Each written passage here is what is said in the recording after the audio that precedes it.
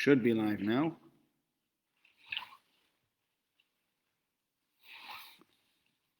Let's hope this is working.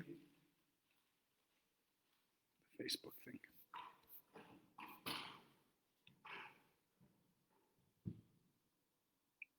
Okay, we are live. That's it. It's working. We are live on the computer. We are live via Zoom. And we're being recorded as well at the same time. So this is absolutely brilliant. So much technology and still some live people here as well. Real people. Okay, after a bit of a break, we'd like to welcome everybody back. Thank you very much for joining me via Zoom, joining us via Facebook. Thank you to Torah Anytime for hosting this year and for being such a great portal for so much Torah.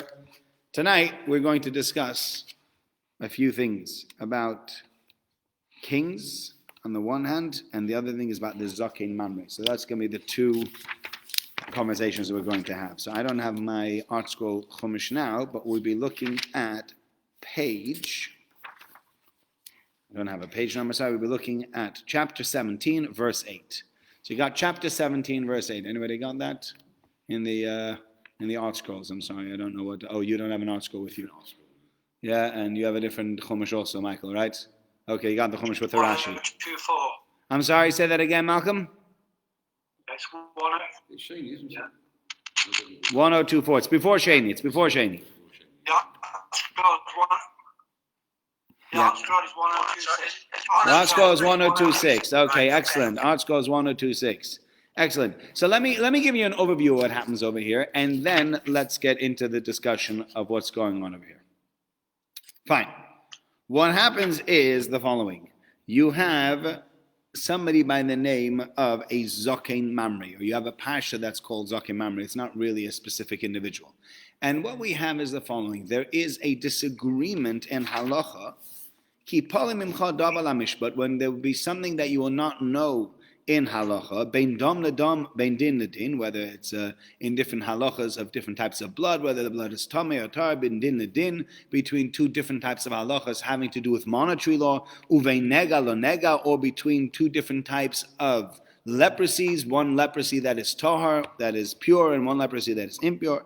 Divrei ribas b'sharecha, there will be a disagreement, an argument in the Beth Din. V'kamto ve'alisa, so what do you do when you don't know? Right? I'll ask you the question. What do we do over here when there's a disagreement in the courts about what to do? Well, okay, I'm talking about English law. You're right. But what do we do in an agreement? We go out, look in the sources. You look in the sources. But what if their source is one way and their source is the other way? What do you then do? Usually what you do, you move up the line to the higher court, to the higher court, to the higher court, until you get to the highest court of the land. And at the end of the day, I know in America, many times you've had Supreme Court rulings. Some of them make a lot of sense, some of them make no sense whatsoever, and oftentimes the rulings they are influenced by the type of justices that you have. They often say, is this a Republican Supreme Court or a Democratic Supreme Court? Easy or hard, right or left. Yeah, are they right-wingers, are they left-wingers, are they hard one way or hard the other way? They're always biased, There is a certain bias. Look, we're all biased. As people, that's part of what we are. If anybody says to you, David Mintz actually said something very clever today. He said all the different sayings that he's heard as an estate agent, he says, a lot of these sayings, people just say them, and you have to know what stands behind it. So if a guy says to you, look, I'm going to be honest with you, you know he's about to lie to you. Yeah? That's what he said. He said when a guy says, okay, I want to be fair, let's do this. When he says, I want to be fair, he doesn't... Pardon? How many be fair to me? So I've made an argument that was only for myself. Now I'm going to give up on one little thing for myself. I'll still make a very unfair kind of proposal, but it's going to be slightly fairer. People say this. That's the kind of people that we deal with. So here too we have an argument. You move up, and people are biased, and you get finally to the Supreme Court. You get v'kamtov, at least you go up to the you will go to the place that HaKadosh Baruch Hu has chosen, i.e., you're going to Shalim, to the Beis HaMikdash. And you come to the Kohanim, to the Levim, ve'el HaShofet, and to the judges, or the king, that day, and you will ask them exactly what the halacha is. And then ve'osisa, you will do you will do according to the halachas that they tell you, min hamakom Hashem.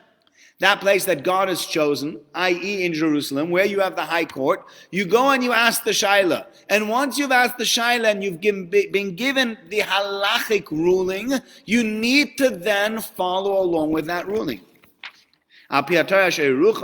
According to the Torah that they command you or that they tell you, the halacha is and all the judgments that they tell you should do. You shouldn't go left or right. What happens? What happens? The guy walks away from the Supreme Court and he says, I still think they're wrong. Yeah? You get that sometimes. I remember I had one fellow, I had a disagreement with him right before I was getting married. Somebody had a conversation with him and he said, why don't you, I'm going to have my first child and you're just getting married and you need a place for a month. Why don't you take my place? I said, it sounds interesting. Okay? But I didn't have any we didn't finalize anything, not price, not anything. And then I found somewhere else that I would prefer. So I took the other place. And he came to me and says, well, are you taking my place? I said, no, I'm not taking your place. He goes, but you said you're taking it. I said, no. I said, it sounds interesting. He says, no, you said you're taking it. I said, no. I said, it sounds interesting. But I'm happy to, I'll tell you what. If we go now, we'll get it sorted out by a judge. We'll go to a dayan and we'll ask the question. And whatever the dayan says, if the dayan says, I have to take your flat, then I will take your flat because that's the halacha. So I said, fine, good. So I went to someone that I knew was a dayan in Mir Yeshiva. And I came to him, I said, we have a shayla we'd like to ask you. Fine, no problem. And we did whatever we had to do. And we asked our questions and we both put forward our two sides. And when we were finished, the guy says to me, he says, listen, you don't have to take the flat. You didn't pardon? You didn't commit to it fully. Okay? So I finished, I walked away. I said, look, I'm really sorry. But he said, I'm not committed. If I'm not committed, then I'm not committed. I'm really sorry. I still think you're wrong. That's what he said to me afterwards. I said, but we dealt with this, right? We went to a dayan, we asked the question, the dayan, I told you that if the dayan rules against me, I will take it back and I will come on board with whatever you say. But he hasn't. So I don't have to come on board with you. No, I still think you're wrong. It was very, very stressful. So here you have an individual who says, no, I'm not listening to what the Beth Din says. Even the Beth Din, the great Beth Din Yerushalayim, they will not tell me what to do. I am doing my own thing. I believe that the halacha, the way I see it, is correct, and therefore, this is what we're going to be doing and nothing else. And the man who does purposely, by not listening to the kohen, that's there to serve God in that place. And then there's very, very severe punishment by death for doing that. Okay? That's the halacha, and everybody has to hear, and they don't do that. So let's start with the first thing, which is what Rav Hirsch says. Rav Hirsch says an interesting thing. He says, Yipole mimcha davar. Yipole, what does the word yipole mean? It means, on the one hand, hafla means, Rashi says, havdala uprisha. It's sort of hadava nivna, it's separated. Hafla means to separate something, and something will be separate from you. You won't know what the halacha is. The halacha will be hidden from you. So you won't know what to do. So there, the Torah tells you, you go up to where HaKadosh Baruch Hu says. Rav Hirsch also says, Yipole comes from the word pele. It's a pele. It's a wonderment. Yeah, the word pele means a wonder. Why? What's the wonder? The wonder here is that we don't know what to do. We're unsure. We just don't know. Why are we unsure? Because he's got a certain drasha. The psukim that seem to say one way, the psukim that seem to say another way, and it's very hard for the individual to figure out. This person says, I am learning the psukim the way I'm learning. I have a reason to learn the Torah the way I'm learning it, and don't tell me what to do or don't tell me what to say. And that's the pole. How does he translate it by you? Ivor, what do you have in your Chumash pole? What is the beginning of the first words in the... What's the Yasser translation? So what he's saying in verse 8? Yeah, it says, if a matter of judgment is hidden from you. Hidden from you, right? As Rashi says. Rashi is the word kipola, means hafle and abdallah or prisha. Hidden from you. Yeah? But Rav Hirsch is saying also that there's a wonderment over here. We don't know what to do. But the thing is, what Rav Hirsch says is that we don't know what to do because the fellow is looking at the verses. He has an understanding of the Torah. He has an understanding of how to go through the different drashas, the different exegesis, as they call it, of the Torah. But here in this instance, we're unsure what to do. So there we tell you, well, we should do this or you should do that. Oh, you go up to the Bezdin will tell you to do that.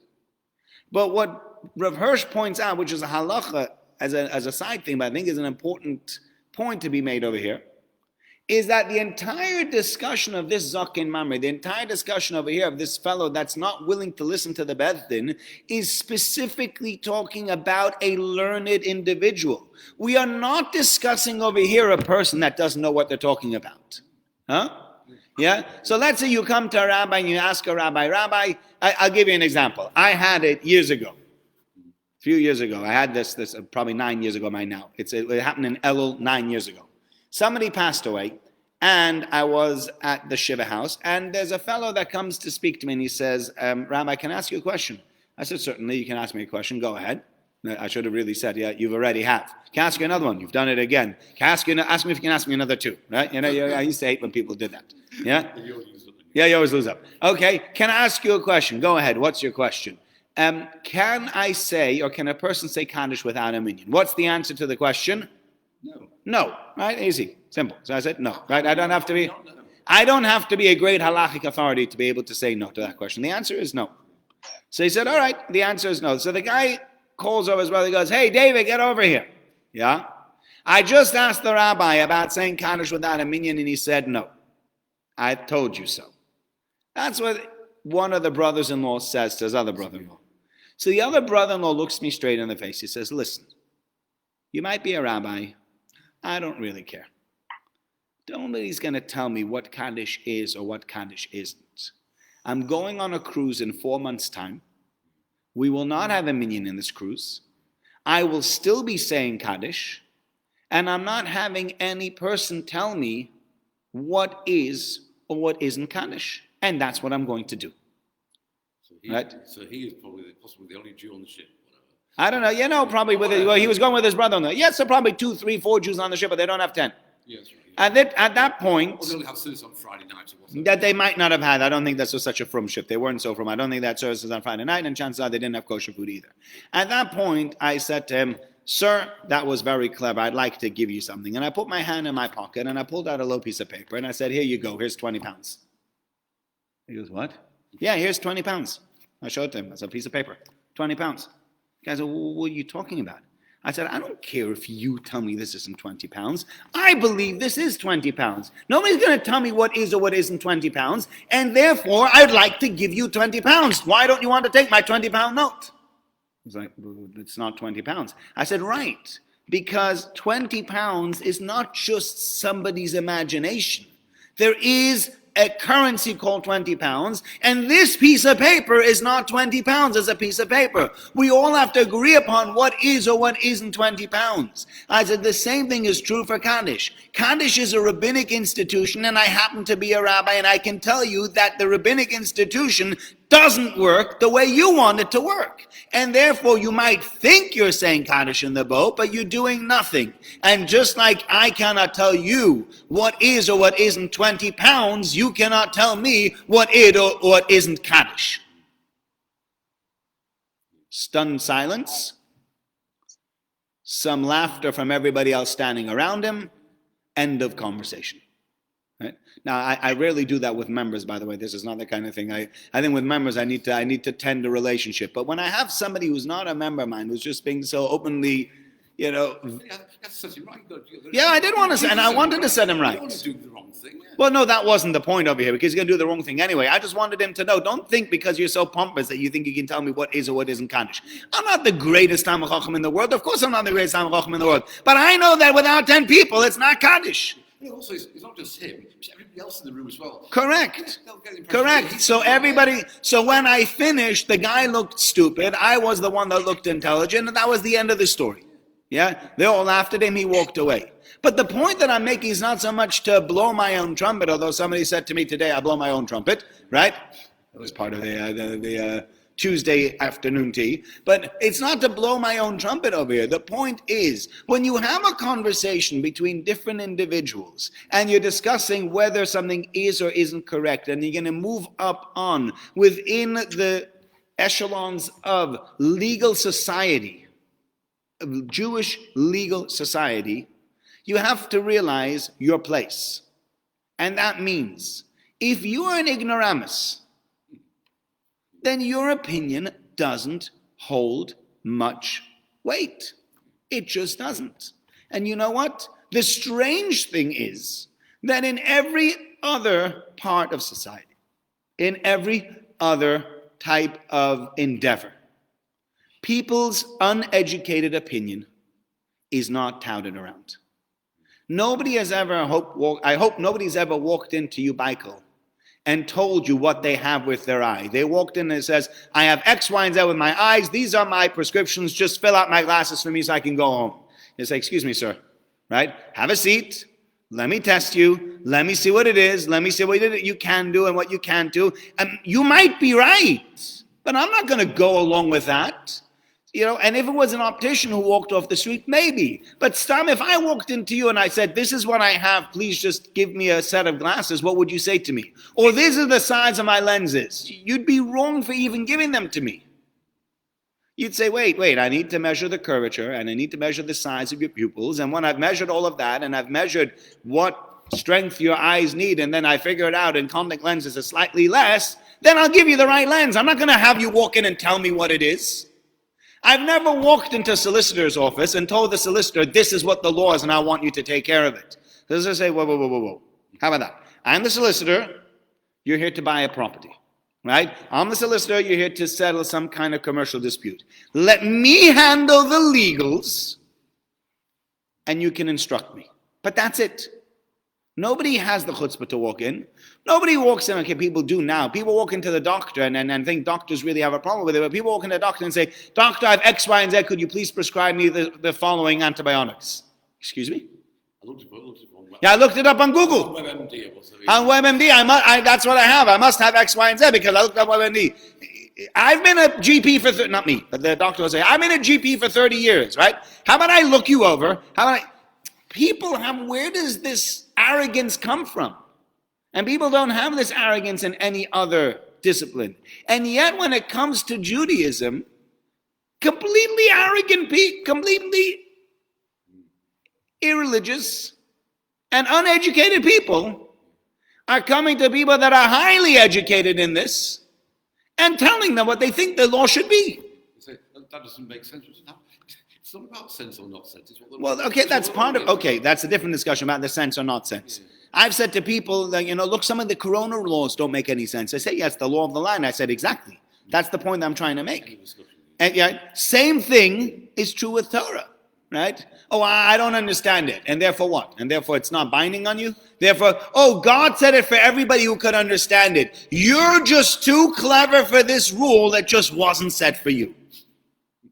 Obviously not. And that's what the Torah is saying. When the Torah is discussing over here, the chutzpah, the audacity of this individual is not the fact that he's unlearned. An unlearned person who steps forward and says, I'm going to challenge the Beth Din in Jerusalem. You know what we're going to say to him? You're just an Am Haaretz. Sit down and shut up. Who asked you? Where exactly does your opinion come from? Rabbi Orlovsky tells a story. He says he was once speaking to a child, a young individual, and this guy says to him, Rabbi, I'm an atheist. He goes, how old are you? 15. He says, let me ask you a question. Have you ever learned Maimonides? No. Chovas Halavavos, duties on art? Nope. You ever learned Derech Hashem, Lutzato? No. Maharal? No. Okay, let me ask you differently. Have you read Dawkins' book? No. Have you read books in philosophy, like Spinoza, things like that? No. Have you read any of this stuff? No. I'll tell you what. You're not an atheist. No? What am I? You're an idiot. Yeah? That's like, what are you? You're sitting on the back of the bus pulling out a piece of chewing gum going, is there a God? I guess not. You're just an idiot. Read the books. Read both sides of the argument, right? If you came to me and you said to me, I've read through 3 or 4 philosophical Jewish works. I've read through a whole bunch of philosophical non-Jewish works. And I've come to the conclusion by taking everything together that I don't believe there's a God. I won't agree with you, but at least I can respect your opinion, right? Because your opinion is based on having sat down and read through things and understood them. At the moment, you don't have an opinion. You're just an idiot. That's what he said to him. And the same is true with Torah as well. The Zaken Mame we are discussing over here, the negative part of him is that he's such a big Talmud Chacham. If you're such a big Talmud Chacham, you should know better than to argue with the great Beth Din in Jerusalem.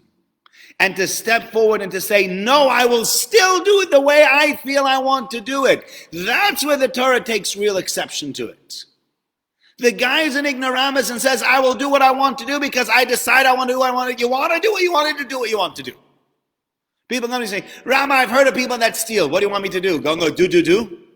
What do you want me to do? I heard of people that eat treif. Yes? Okay, what do you want me to do about it? I know lots of people do lots of things wrong. I'm learning, the longer I'm in this job, the more I learn that there's very little that I have control of. Even in my own shul and even my own people. Certainly of everybody else. Can't control their marriages, can't control their mitzvahs and averas, can't control when they come to shul, can't control whether they keep Shabbos. I'm not in control. Just let go. Yeah?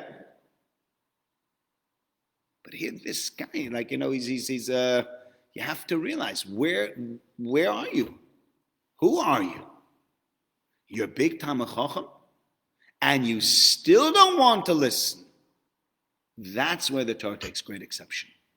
That's where the Torah says, this is really dangerous. Because imagine what could happen, by the way. What could happen in such an instance? Every great Talmid Chacham that shows up and has a disagreement with the other rabbis, they go to Jerusalem, they ask the Supreme Court, and what's going to happen? The Supreme Court says A, and he's going to say, I don't like the answer, I'll do B. I don't like that answer either, I'll do C. So you'll be left without a halacha. In 5 generations' time, you'll have 10 different Torahs. Because Torah of A and Torah of B, and A and B together made C, and C didn't like all of everything said before, so he made D, and everybody's got their own Sefer Torah. Can't have that. But an ignoramus, you can have as much Torah as you want to. You want to, you don't want to do it, you say, you don't want to say. Nobody takes your opinion seriously anyway. You got nothing to say about Torah because you don't know. That's a whole different story. That's the first point. Then we move on now to the next thing, which is what Rabbi Yerucham says. Rabbi Yerucham says a very interesting halacha. He says, well, why would we need this halacha? This halacha of Zechariah Memory. Now we just mentioned, the Gemara said probably that there are certain parts of the Gemara says that never really happened. I think this is one of these halachas that I don't think ever really happened. As Hilchas, it seems to be, and for the general population to learn this halacha, considering that we're only talking about very great Talmidei Chachamim that decide not to do what the Beth Din in Jerusalem says when they have an argument, what are we learning over here? What's the lesson? What's the Torah telling us with this Parasha of Zechariah Memory? Yeah? So very interesting, very important halacha that's brought out over here that Rabbi Yerucham says.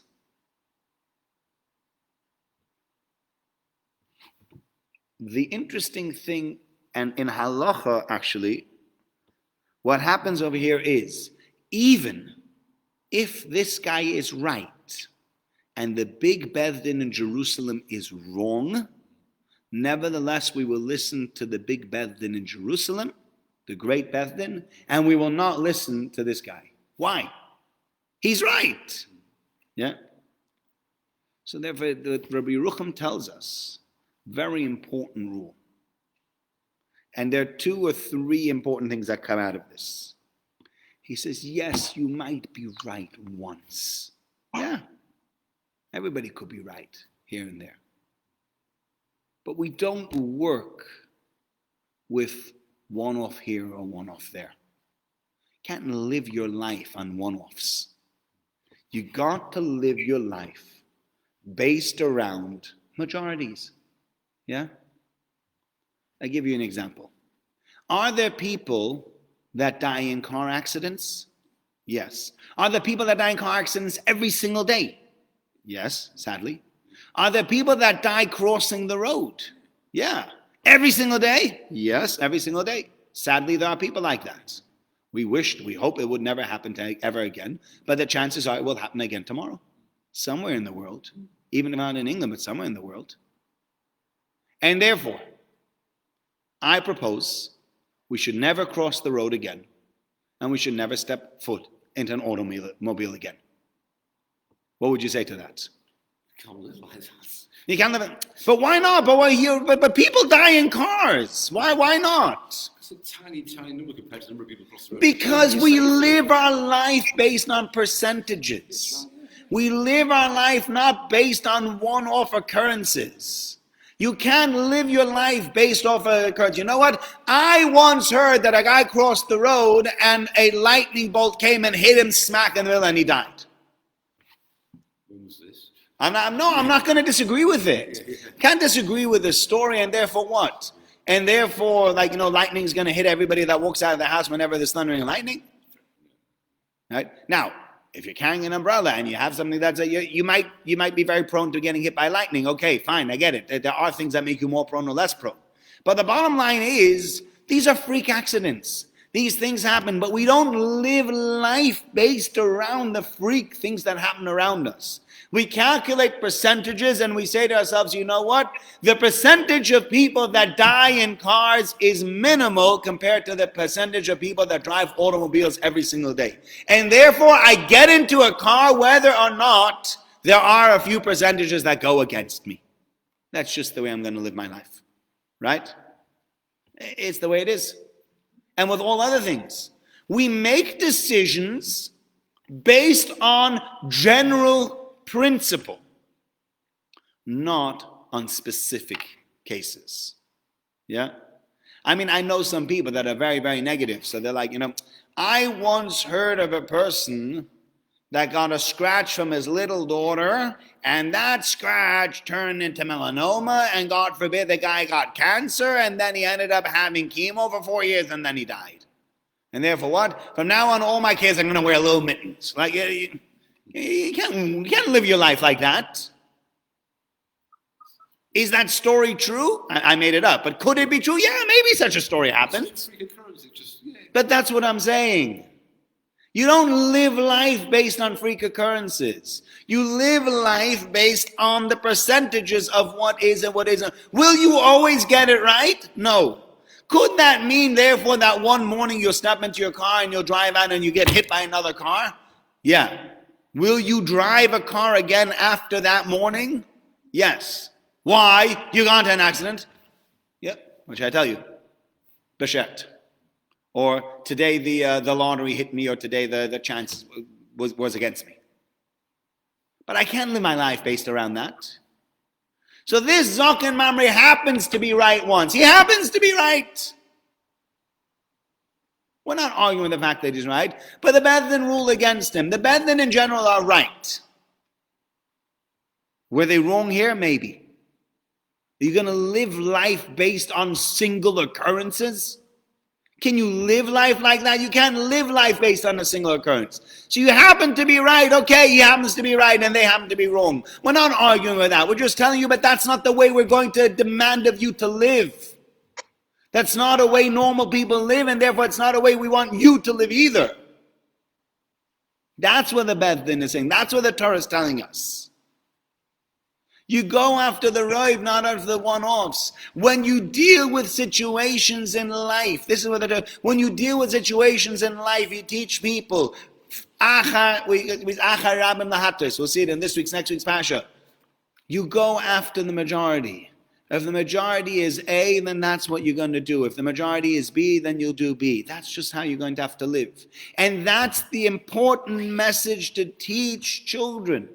We teach children this Parasha. The Torah teaches us this Parasha to say, will there be a time where you will be right and everybody else will be wrong? Maybe.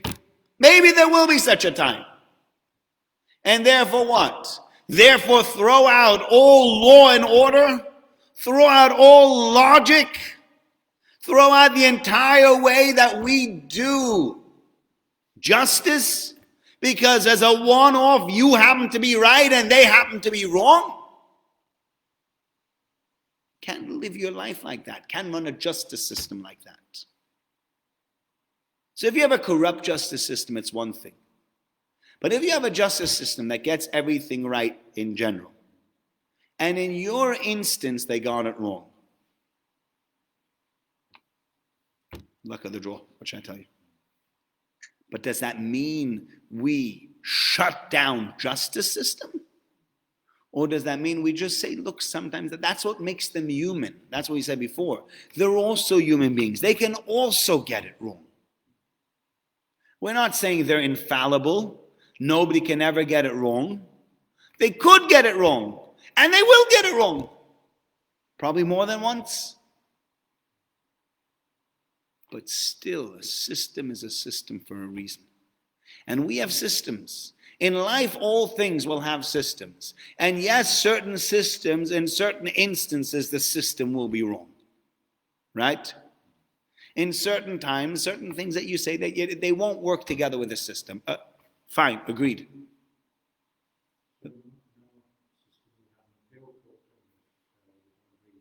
Yes. So you go higher and higher. So here too, this also happened through the appeals. So it went to all the appeals, they got the Supreme Court. And then the Supreme Court made a decision in this instance of the Zechariah Memory, and he's still not willing to listen to the Supreme Court. So the point is, even if the Supreme Court is wrong, we're teaching somebody, but since in general the Supreme Court is right, therefore we're just going to have to work with what the Supreme Court says. So he said, but here they're not right. Okay. I'm not disagreeing with that. They might not be right in this instance. They probably aren't right in this instance, as we're setting it up. But you can't live life based on exceptions. Life has to be built around rules, not around exceptions. If you build your life around exceptions, you'll end up living a most ridiculous life. All these people that have all these ridiculous, what are they called? Conspiracy theories. Yeah? They won't go here and they won't do this because I think, these are Martians and these are UFOs and the government's trying to brainwash us with Netflix. All the crazy, ridiculous things that people say. Can't work like that. Can't live like that. Life needs to be lived normally. Life needs to be lived according to the rules and regulations of what is and what isn't normal. And here in this instance, we're saying, you might be right in this specific instance, but we can't get rid of a normal way of living life just because in this one instance you're right. And people sometimes pick up on that. Our justice system is very weird that way. So if we find if somebody is giving testimony and he's got everything right, or somebody is saying something over. Have you ever heard somebody give a lecture and then he makes a mistake in one tiny little detail? He doesn't really know what he's talking about. Like he said, it happened in Manchester. This is a famous case. It happened in Liverpool.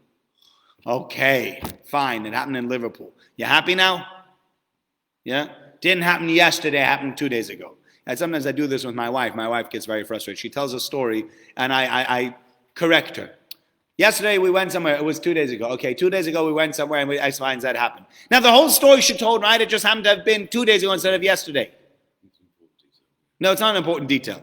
As a guy, we correct them anyway, because it's not important, we still correct it. Look, and then she says, but why do you correct me? Because it didn't happen yesterday. No, but what difference does it make? But you were telling the story wrong, but it didn't happen yet.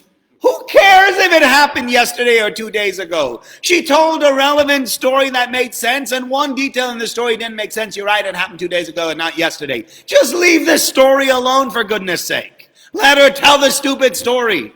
You'll live to regret it if you don't. I've lived to regret it many times. Pardon? No, she's not listening to the, thank God. She doesn't have internet at home. I'll live to regret this story otherwise as well. Yeah? But sometimes we lodge on to like these tiny little details, even though the whole thing is like at the time, but this is no good. Forget about the tiny little details. That's not how you live life. You gotta live life with rules, with generalities. Yes, there'll be cases, there'll be specific instances where you might have to do specific things differently. But you can't live your life based on exceptions. Life is built on rules, not exceptions. Okay? Gentlemen, thank you very much for joining me. Thank you all of you who joined in on Zoom, on Facebook, on Torah Anytime. It's Hashem. Continue with the shir next week.